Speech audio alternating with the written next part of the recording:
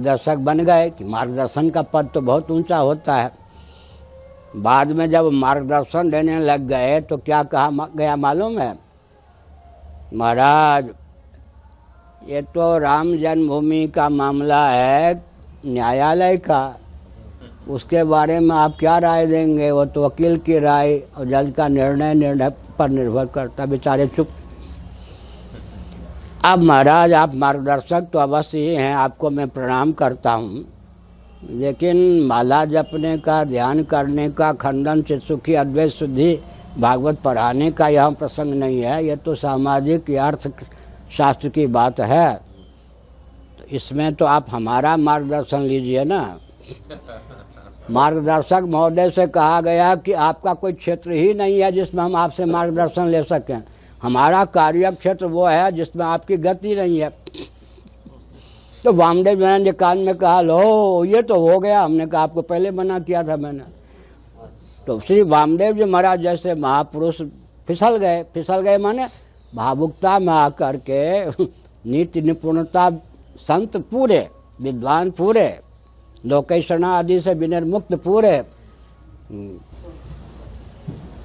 अब वो तुलसीदास जी, अभी मैं तो राग कृत्रिम वीर रस में बोल रहा हूँ। रामचरितमानस में लिखा है, भले भवन अब वायु दीन्हा, है या नहीं?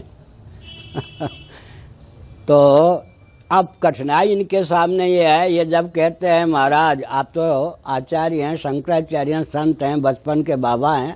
हमने कहा ये सब तो ठीक ही बात है, अर्थशास्त्र का विषय है, इसमें तो अर्थशास्त्रियों की राय ली जाएगी, आपकी थोड़े ली जाएगी।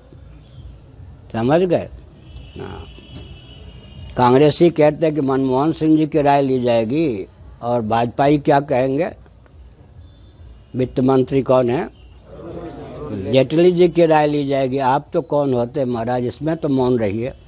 अब ये नहीं कह सकते क्या, हमको ये डरा नहीं सकते हैं, क्योंकि विश्व बैंक अपनी आर्थिक सारी गुत्थी मुझसे सुलझा चुका है। अब इसको ऐतिहासिक प्रामाण्य है 5 मई 1999 को, 5 मई 1999 को संभवतः 5 मई 99 हो सकता है। 5 मई 1999 को विश्व बैंक ने अपनी सारी गुत्थी, मूल गुत्थी, विश्व बैंक की गुत्थी कहीं नहीं सुलझ चुकी थी। मुझसे का अर्थ क्या होता है मालूम है? हार मांस नहीं, वैदिक वांग्मय। हम क्या हैं? वैदिक वांग्मय हमको परंपरा से प्राप्त है। अब वो ये